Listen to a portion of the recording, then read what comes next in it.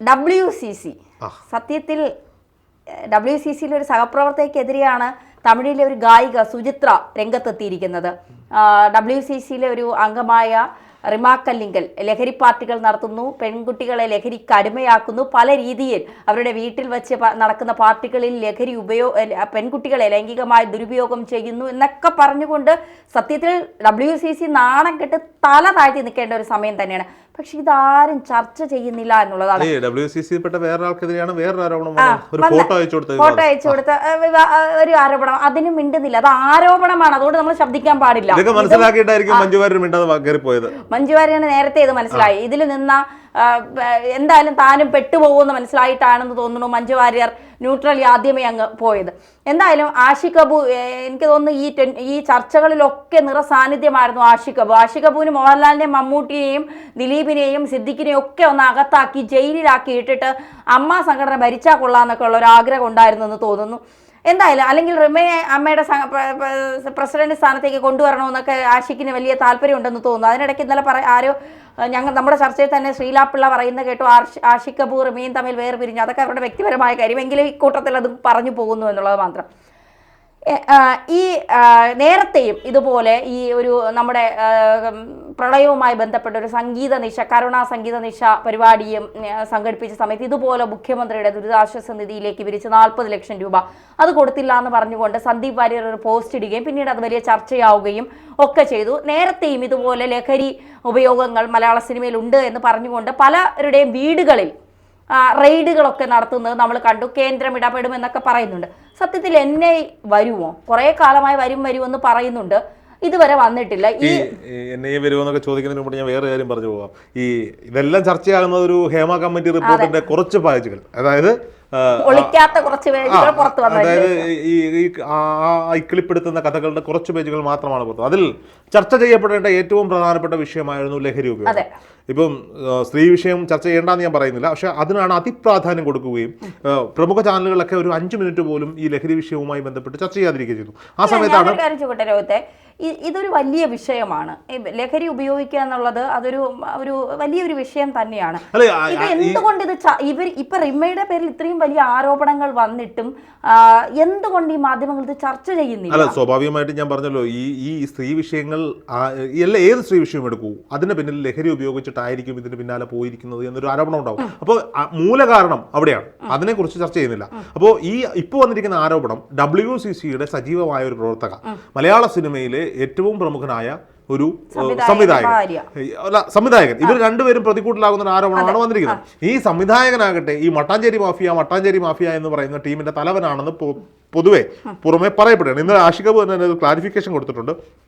എൻ്റെ ടീമിന്റെ പേര് മട്ടാഞ്ചേരി മാഫിയ എന്നല്ല, ഞങ്ങൾക്ക് സൗഹൃദ വലയത്തിൽ ഒരു ടീമുണ്ട്, അതിൽ സിനിമ അല്ലല്ല, പവർ ഗ്രൂപ്പ് അല്ല, സിനിമ കലാസൃഷ്ടികൾ ഇവ ചെയ്യുക എന്നതാണ് ഞങ്ങളുടെ ലക്ഷ്യം. പിന്നെ ആരാണ്ടെയൊക്കെ പുറത്താക്കണമെന്നോ അമ്മയുടെ തലപ്പത്ത് കയറിയിരിക്കണമെന്നോ പറഞ്ഞ കൂട്ടത്തിൽ 4-5 പേരുകൾ പറഞ്ഞതിൽ ഒരു പേര് എന്തായാലും ആഷിഖ് അബുവിന് താല്പര്യം ഇല്ലാത്ത പേരായിരിക്കും, പുറത്താക്കണം, അദ്ദേഹത്തെ കൂടെ നിർത്തി പോകണമെന്ന താല്പര്യക്കാരനായിരിക്കും. സ്വാഭാവികമായിട്ട് അദ്ദേഹം പറയുന്നു, എന്നെ ലഹരി മാഫിയയുടെ തലവനായി ചിത്രീകരിക്കുവാൻ ആളുകൾക്കിടയിൽ ഒരു വലിയ വ്യഗ്രത കാണുന്നു. അതിന്റെ കാരണം എന്ന് പറയുന്നത് ഇടുക്കി ഗോൾഡ് എന്ന് പറയുന്ന ഒരു സിനിമ ഞാൻ സംവിധാനം ചെയ്തിരുന്നു.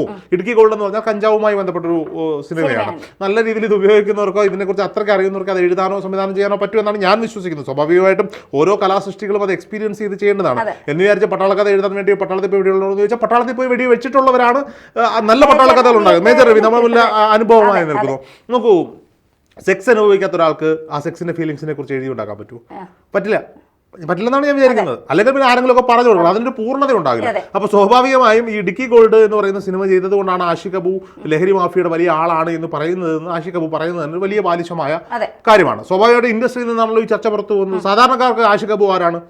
സാധാരണക്കാർക്ക് ആഷിഖ് അബു ആരുമല്ല, ഇൻഡസ്ട്രിയിൽ ഇവരൊക്കെ കൂടെ നിന്നവരായിരിക്കും ഈ കഥകളൊക്കെ പടച്ച് പുറത്തോട്ട് വിടുന്നത്. തീർച്ചയായിട്ടും. അല്ലെങ്കിൽ അതിൽ ഇവരുടെയൊക്കെ വീട്ടിൽ പോയി ലഹരിക്ക് അടിമകളായ പെൺകുട്ടികൾ സത്യം തിരിച്ചറിഞ്ഞപ്പോൾ അല്ലെങ്കിൽ കേട്ടറിവുകളാകാം. അപ്പൊ എന്തോ ആയിക്കൊള്ളട്ടെ, എന്തായാലും ആഷിഖ് അബുവിന്റെ പേര് കുറെ കാലങ്ങളായി ഈ മാഫിയ ബന്ധവുമായിട്ടൊക്കെ കണക്ട് ചെയ്ത് പലപ്പോഴും കേട്ടുകൊണ്ടിരിക്കുന്ന ഒരു പേരാണ്. അപ്പൊ ആഷിഖ് അബു ഒരുപക്ഷെ അങ്ങനെ ആകാം, അങ്ങനെ അല്ലാതിരിക്കാം. അത് തന്നെയാണല്ലോ നമുക്ക് മുകേഷിന്റെ വിഷയത്തിലും ഈ പറയപ്പെടുന്ന സിദ്ദിഖിന്റെ വിഷയത്തിലും ഒക്കെ നമുക്ക് പറയാൻ പറ്റും. ആരോപണങ്ങളാണ്, ഇവയൊക്കെ തെളിയിക്കപ്പെട്ടിരിക്കുന്നു. സ്വാഭാവികമായിട്ട് ആരോപണ വിധേയരാണ് ഈ സിദ്ദിഖിന്റെയും ഈ പറയപ്പെടുന്ന മുകേഷിന്റെയും ഇടവേള ബാബുവിന്റെയും നമ്മുടെ മണിയമ്പിള്ള രാജുവിന്റെ ഒക്കെ ലിസ്റ്റിലേക്ക് ആരോപണ വിധേയരായി മാറ്റി നിർത്തപ്പെടേണ്ട പേരുകളായി മാറിയിരിക്കുകയാണ് റിമ കല്ലിങ്കലും ഈ പറയപ്പെടുന്ന ആഷിഖ് അബു എന്ന് പറയുന്ന സംവിധായകൻ. ആഷിഖ് അബു നല്ല സംവിധായകനാണ്, നല്ല സിനിമകൾ ചെയ്ത ആളാണ്. Aashiq Abu school of direction, അതായത് ആഷിഖ് അബുവിന്റെ കൂടെ നിന്ന് പഠിച്ചു വന്നവർ, അസോസിയേറ്റ് ആയിട്ടോ അസിസ്റ്റന്റ് ആയിട്ടോ ഒക്കെ നിന്നവർ വലിയ നിലകളിൽ നല്ല സിനിമകൾ ചെയ്യുന്നു. സിനിമ പഠിക്കാൻ നല്ല സ്കൂളാണ് ആഷിഖ് അബു എന്നാണ് പ്രിയപ്പെട്ട സിനിമാ സുഹൃത്തുക്കളൊക്കെ പറയുന്നത്. സ്വാഭാവികമായിട്ട് എന്തോ ആയിക്കൊള്ളട്ടെ, തൊഴിലിടങ്ങളിൽ മാറ്റം വരണമെന്ന് WCC പറയുന്നു. വലിയ ബോൾഡായിട്ട് പറയുന്നവരിലെ കൂട്ടത്തിലുള്ളവർ തന്നെയാണ് ന്യൂഡ് ആണുങ്ങളുടെ തുണിയില്ലാത്ത ഫോട്ടോ കാണാൻ ഇഷ്ടപ്പെടുന്നവരും ഒക്കെ ഉള്ളത്. അവരുടെ കാര്യങ്ങൾ നമ്മൾ ചർച്ച ചെയ്യേണ്ട. എന്നിട്ട് എന്തുകൊണ്ട് WCC വാ തുറക്കുന്നില്ല? അതിന്റെ റീമയും ആഷിഖും ചെയ്യുന്നത് നല്ല കാര്യം എന്ന് പറഞ്ഞിട്ടാണ്. ഞാൻ പറഞ്ഞല്ലോ. അല്ല, ഞാൻ ചോദിക്കട്ടെ, പെണ്ണുപിടി മാത്രമാണോ തെറ്റ്? ഈ പിന്നെ ലഹരി ഉപയോഗവും ലഹരി പാർട്ടി നടത്തുന്നതും പെൺകുട്ടികൾ അടിമകളാക്കുന്നതും ഒന്നും തെറ്റായിട്ടുള്ള കാര്യങ്ങളല്ല. എനിക്ക് വേണമെങ്കിൽ ഇപ്പോൾ വന്നിരുന്നുകൊണ്ട് പറയാം, മദ്യപിക്കുന്നത് തെറ്റാണ്, അന്യ സ്ത്രീകളെ നോക്കുന്നത് തെറ്റാണ്, റോങ് സൈഡിൽ വണ്ടി ഓടിക്കുന്നത് തെറ്റാണ്, നോൺ വെജ് കഴിക്കുന്നത് തെറ്റാണ്. ഇതൊക്കെ ഞാൻ വന്നിട്ട് തന്നെയോട് പറയാണ്, ഘോരം പറയാണ്. പക്ഷെ എന്റെ ജീവിതത്തിലൊക്കെ പ്രാവർത്തികമാക്കാൻ പറ്റുമോ? പറ്റത്തില്ല. ഇത് മനുഷ്യനാണ്, ഇതൊക്കെ ഉണ്ടാകും. അപ്പൊ സ്വാഭാവികമായിട്ടും ഈ മലയാളത്തിൽ ആക്കലും ഊക്കലും ഒരുമിച്ച് വേണ്ടാന്ന് പറയും, പച്ച മലയാളത്തിൽ അങ്ങനെ പറയും. അതാണ് ഈ പരിപാടി. ഇവനിതൊക്കെ ചെയ്യാൻ വേണം, ബാക്കിയുള്ളവരെല്ലാം മോശക്കാരാക്കി ചിത്രീകരിക്കാൻ വേണം. ഇതാണ് നമ്മുടെ ഇൻഡസ്ട്രിയിൽ നടന്നുകൊണ്ടിരിക്കുന്നത്. ആഷിഖ് അബുവിനും ഈ പറയപ്പെടുന്ന റിമ കല്ലിങ്കലിനും സംഭവിച്ചത് ഇതാണ്. സ്വാഭാവികമായിട്ട് നിങ്ങൾ ആലോചിക്കണം, സിദ്ദിഖിന്റെ പിന്നാലെ എല്ലാവരും ബൈക്കും കൊണ്ട് നടന്നു. സിദ്ദിഖ് പറഞ്ഞു ഞാൻ അമ്മ ഷോയുടെ പേര് 2 ദിവസം എസ്കേ പിടിച്ചു. സിദ്ദിഖ് അമ്മയുടെ ജനറൽ സെക്രട്ടറി ആയത്. ഇപ്പം സിദ്ദിഖ് ഏറ്റവും കൂടുതൽ പ്രാകുന്നത് അമ്മയുടെ ജനറൽ സെക്രട്ടറി സ്ഥാനത്തേക്ക് മത്സരിക്കാൻ തീരുമാനിച്ച ആ തീരുമാനം എടുത്ത സമയത്തേ ആയിരിക്കും. സ്വാഭാവികമായിട്ട് അദ്ദേഹത്തിന്റെ മകൻ മരിച്ചു നിൽക്കുന്ന സമയത്തൊക്കെയാണ് ഇതുണ്ടാവുന്നത്. അപ്പോൾ സിദ്ദിഖ് പത്രസമ്മേളനം നടത്തുന്നു, സിദ്ദിഖ് കാര്യങ്ങൾ വിശദീകരിക്കുന്നു. തൊട്ടു പിന്നാലെയാണ് സിദ്ദിഖിന് നേരെ ഉണ്ടാകുന്ന ആരോപണങ്ങൾ പിറ്റേ ദിവസം പുറത്തു വരികയാണ്. നമ്മളൊന്ന് ആലോചിക്കേണ്ടതാണ്. അതിനുശേഷം ഇടവേള ബാബു അവിടെയോ ഇവിടെയൊക്കെ നിന്നിട്ട് ഞാൻ പഴയ ജനറൽ സെക്രട്ടറിയാണ്, എനിക്ക് അറിയില്ല എന്ന് പറയുന്നു. ഇടവേള ബാബുവിനെതിരെ ആരോപണം വരുന്നു. മണിയമ്പിള്ള രാജു എന്തൊക്കെയോ പറയുന്നു, മണിയമ്പിള്ള രാജുവിന് നേരെ ആരോപണം വരുന്നു. നമ്മുടെ പൃഥ്വിരാജ് വാർത്താ സമ്മേളനം വിളിച്ചതിന്റെ പിറ്റേന്നാണ് പൃഥ്വിരാജിന്റെ ബ്രോഡാഡി സെറ്റിൽ ഒരു അസോസിയേറ്റ് പീഡന പരാതി ഉണ്ട് എന്ന് പറഞ്ഞിട്ട് മാധ്യമങ്ങൾ വലിയ രീതിയിൽ പൃഥ്വിരാജിനെ വലിച്ചെറിയൊട്ടിക്കുന്നു. പൃഥ്വിരാജ് അപ്പോൾ തന്നെ പറയുന്നു ഞാൻ അയാളെ ഇത് അറിഞ്ഞപ്പോൾ തന്നെ പുറത്താക്കിയതാണ്. അയാളുടെ പക്ഷം പറഞ്ഞുകൊണ്ട് ഇപ്പോൾ പൃഥ്വിരാജിനെ കയറി ചൊറിയുക എന്ന് പറയുന്നത് നമ്മുടെ ഈ ഓൺലൈൻ ചാനലുകാർക്ക് വലിയ താല്പര്യമുള്ള വിഷയമാണ്. നോക്കൂ, ഇതിനകത്ത് അഖിൽ മാരാർ എന്ന് പറയുന്ന ആള് ന്യൂസ് 18 നടത്തിയൊരു ചർച്ചയുണ്ട്. അഖിൽ മാരാർ എന്ന് പറയുന്ന സെലിബ്രിറ്റി, അതാണ് ഏറ്റവും ശ്രദ്ധേയമായി കാണേണ്ട സാധനം. പുള്ളി ചോദിക്കാണ്, വാതിലിൽ മുട്ടി ഹേമ കമ്മിറ്റി റിപ്പോർട്ടിലുള്ള നീ വാതിൽ തുറന്ന് ചോദിച്ചാലല്ലേ ഇവൻ എന്തിനാ മുട്ടിയെന്ന് അറിയൂ. മുട്ടി എന്ന് പരാതി പറയാൻ പറ്റുമോ? ഇപ്പോൾ ഞങ്ങൾ അടുത്തടുത്ത് റൂം എടുക്കുന്നു, എൻ്റെ കൂടെ ജോലി ചെയ്യുന്ന ഒരാളാണ് അപ്പുറത്തെ റൂമിലുള്ളത്. എനിക്ക് തലവേദന എടുത്തിട്ട് ഞാൻ ചെന്ന് രാത്രി 12 മണിക്ക് വിക്സ് ഉണ്ടോ എന്ന് ചോദിക്കാൻ മുട്ടുകയാണ്. അഖിൽ പറയുന്ന സാധനമാണ്. അവിടെ അവൻ വിക്സ് ചോദിക്കാൻ നാളെ രാവിലെ ഫേസ്ബുക്കിലിടും, ഇന്നലെ ഇയാൾ എൻ്റെ വാതിലിൽ മുട്ടി. അപ്പോ ആണുങ്ങളാൽ പീഡിപ്പിക്കപ്പെടുന്ന ആണിന്റെ വാതിൽ മുട്ടിയാലോ? അല്ല, ഞാൻ പറയട്ടെ, ഈ ആണുങ്ങളാൽ പീഡിപ്പിക്കപ്പെടുന്ന പെണ്ണുങ്ങളുള്ളതുപോലെ പെണ്ണുങ്ങളാൽ പീഡിപ്പിക്കപ്പെടുന്ന ആണുങ്ങളുണ്ട്. അത് ശാരീരികമായ പീഡനം ആയിരിക്കില്ല, മാനസികമായ പീഡനം ഉണ്ടായിട്ടുണ്ടെന്ന് ഒരു നടൻ തുറന്നു അതവിടെ നിൽക്കട്ടെ. ഈ ലൈംഗിക താല്പര്യത്തോടെയുള്ള പീഡനം കോഴിക്കോടുള്ള നടനല്ല ഉദ്ദേശിച്ചത്, മാനസികമായ എനിക്കറിയാം 3 വർഷം കൊണ്ട് നടന്ന അത് അവര് പറയാനാണല്ലോ. അവര് ചെപ്പക്കുറ്റി അടിച്ച് പഠിക്കണം. 3 വർഷം കീപ്പായിട്ടിരുന്ന് പൈസയും മേടിച്ച് അവളുടെ എല്ലാ സുഖങ്ങളും അനുഭവിച്ചിട്ട് വന്നിരുന്ന് പറയാം 3 വർഷം എന്നെ ഒരു മാഡം ഉപയോഗിച്ചു. സത്യം പറയാണല്ലോ, ഞാനായിരുന്നു അതിൻ്റെ നിനക്ക് വേറെ പണിയില്ലാന്ന് പറഞ്ഞു വെച്ചിട്ട് എഴുന്നേറ്റ് പോയാൽ ആ രീതിയിലുള്ള ഒരു സാധനമായിപ്പോയി. അപ്പോൾ സ്വാഭാവികമായും മാരാര് എനിക്ക് തോന്നുന്നു ന്യൂസ് 18 ന്യൂസ് 18 ചർച്ചയിലാണ് വാർത്ത. ഈ ലഹരിയുടെ കാര്യവും മാരാറാണ് ആദ്യം തുറന്നടിച്ചത്. മാരാര് ചോദിച്ചൊരു ചോദ്യം ഉണ്ടായിരുന്നു കൃത്യമായിട്ട്, നിങ്ങളുടെ ചാനൽ മേഖലയിൽ ഇല്ലേ കിടന്നു കൊടുത്തിട്ടാണ് ചാനൽ മേഖലയിൽ അവതാരികമാർക്ക് അവസരം കിട്ടുന്നത് ഞാൻ പറഞ്ഞാൽ നിങ്ങൾ എന്നെ എന്ത് പറയും? അല്ല പറയല്ല. അപ്പൊ അപ്പോഴത്തേക്ക് അവതാരിക ഒന്നും പറയുന്നില്ല.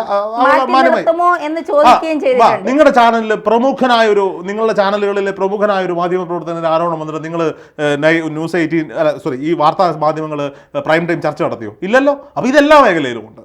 സ്വാഭാവികമായിട്ടും ഈ സ്ത്രീകൾ പറയുന്നത് എല്ലാം ശരിയല്ല, അല്ലെങ്കിൽ സ്ത്രീകൾ പറയുന്നത് എല്ലാം അങ്ങ് വിശ്വാസത്തിൽ എടുക്കേണ്ട കാര്യങ്ങളല്ല എന്നതിന്റെ തെളിവാണ് ഇപ്പൊ റിമിക്ക് നേരെ വരുന്ന ആരോപണങ്ങൾ. ഇനിയും എത്രയോ പൊയ്മുകൾ. നോക്കൂ, ഈ ഹേമ കമ്മിറ്റിയിൽ അംഗമായിരുന്ന ശാരദയുടെ ഇന്നത്തെ ബൈറ്റ് കണ്ട് ഞാൻ വാ പൊളിച്ചു പോയി. ശാരദ പറയാണ്, എന്തിനാണ് ഹേമ കമ്മിറ്റി റിപ്പോർട്ട് നിങ്ങൾ ചർച്ച ചെയ്ത് വയനാടിനെ കുറിച്ച് ചിന്തിക്കുന്നു? നോക്കൂ, ഈ കമ്മിറ്റിയിൽ പോയിരുന്ന ഓണറേറിയം മേടിച്ച ആളാ, നമ്മുടെ നികുതിപ്പണം ഖജനാവിന്ന് ഓണറേറിയമായി വാങ്ങിയ ആളാണ് പറയുന്നത്. എന്തിനാണ് നിങ്ങൾ ഇത് ചർച്ച ചെയ്യുന്നത്? പിന്നെ എന്തിനാണോ പോയി നിങ്ങൾ ഇത് റിപ്പോർട്ട് കൊടുത്തേ? ഈ അന്വേഷണം ഇവിടെ ഇങ്ങനെയൊന്നും ഇല്ലാതെ വെച്ചിട്ട് റിപ്പോർട്ട് കൊടുക്കാൻ എന്താ? നിങ്ങൾ കൊടുത്ത റിപ്പോർട്ടാണ്, നിങ്ങളുടെ കമ്മിറ്റി കൊടുത്ത റിപ്പോർട്ടാ. അപ്പോൾ സ്വാഭാവികമായും കൊടുത്താൽ കൊല്ലത്തും കിട്ടും എന്ന് പറയുന്നത് പോലെ ഈ പറയപ്പെടുന്ന റിമാക്കല്ലെങ്കിലും നമ്മുടെ ആഷിഖ് അബു ചേട്ടനും വിജയ് ബാബു ചേട്ടന് ഫ്രൈഡേ ഫിലിംസിന്റെ പൊളിക്കാൻ വേണ്ടി ചെയ്ത കഥയൊക്കെ നമുക്കറിയാം.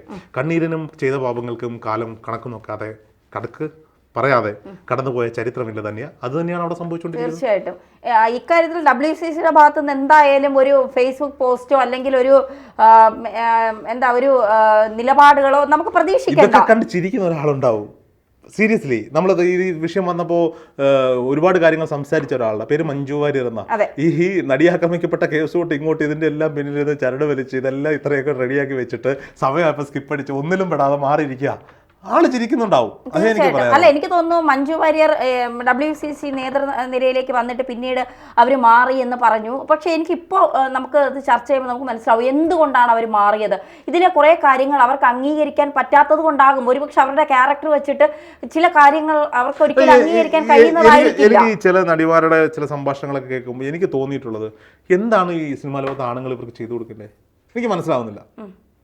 എന്താണ് ഇവർക്ക് ചെയ്തു കൊടുക്കേണ്ടത്? ആണുങ്ങൾ എന്താ ഇവർ വരുമ്പോഴേ കാല് തൊട്ട് പൂജ ചെയ്യണോ? എന്റെ സ്പേസ് ഞാൻ കണ്ടെത്തുന്നതാ, ധന്യയുടെ സ്പേസ് ധന്യ കണ്ടെത്തുന്നതാ എന്ന് പറയുന്നത്. അവരുടെ സ്പേസ് സിനിമയിൽ അവർ കണ്ടെത്തും. അവർ നല്ല സിനിമകൾ ചെയ്യൂ. ഒരുപാട് അല്ലെങ്കിൽ ആഷിഖ് കപൂറിന്റെ ഭാര്യയല്ലേ, നല്ല സിനിമകൾ ചെയ്യൂ. രേവതി ഇത്രയും സിനിമകൾ അഭിനയിച്ചാണല്ലേ, നല്ല സിനിമകൾ ചെയ്യുന്നത്. ഡയറക്റ്റ് ചെയ്യൂ. ലാലേട്ടൻ ബറോസ് ചെയ്യുന്നു, പൊട്ടോ പൊട്ടാതിരിക്കും. എല്ലാവരും പടം ചെയ്തില്ലേ? പൃഥ്വിരാജ് ഇത്രയും പടം ചെയ്ത് 2 പടങ്ങൾ ചെയ്ത് ഹിറ്റാക്കി, 3ാമത്തെ പടം ചെയ്തുകൊണ്ടിരിക്കുന്നു. പടം ചെയ്യ്, അല്ലെങ്കിൽ പ്രൊഡ്യൂസ് ചെയ്യ്. ഇക്കാര്യത്തിൽ ഒരു കേന്ദ്ര ഇടപെടൽ ഉണ്ടാകുമെന്ന് തോന്നുന്നുണ്ടോ? കേന്ദ്ര ഇടപെടൽ ഉണ്ടാകുമോ എനിക്കറിയില്ല. ലഹരിയുമായി ബന്ധപ്പെട്ട വിഷയമായതുകൊണ്ട് അല്ലെ, സ്വാഭാവികമായിട്ട് ഞാൻ മനസ്സിലാക്കുന്ന ഇതേ വിഷയം തമിഴ്നാട്ടിൽ കത്തിക്കൊണ്ടിരിക്കുകയാണ്. സ്വാഭാവികമായിട്ട് എല്ലാ സിനിമ ഇൻഡസ്ട്രികളും ഇത് ചർച്ചയായി കഴിഞ്ഞാൽ അതിനകത്ത് കൃത്യമായ കേന്ദ്ര ഇടപെടൽ ഉണ്ടാവും. എന്തായാലും റിമയും ആഷിക്കും ഈ ലഹരിയുമായി ബന്ധപ്പെട്ട കാര്യങ്ങളും ഒക്കെ സിനിമാ മേഖലയിൽ വളരെ കൂടുതലാണ് എന്നുള്ളത് പറയാതിരിക്കാൻ കഴിയില്ല. അതുമായി ബന്ധപ്പെട്ടുള്ള ചർച്ചകൾ നടക്കണം, അന്വേഷണങ്ങൾ നടക്കണം, ഗൗരവമായി അതിനെ കാണണം എന്നുള്ളത് തന്നെയാണ്. ഒരു കാര്യത്തിലേക്ക് മാത്രം ഫോക്കസ് ചെയ്ത് പെണ്ണുപിടിയിലേക്ക് മാത്രം ഫോക്കസ് ചെയ്യാതെ ഇടയ്ക്ക് ലഹരിയിലേക്ക് കൂടി ഒന്ന് തല തിരിക്കുന്നത് നന്നായിരിക്കും.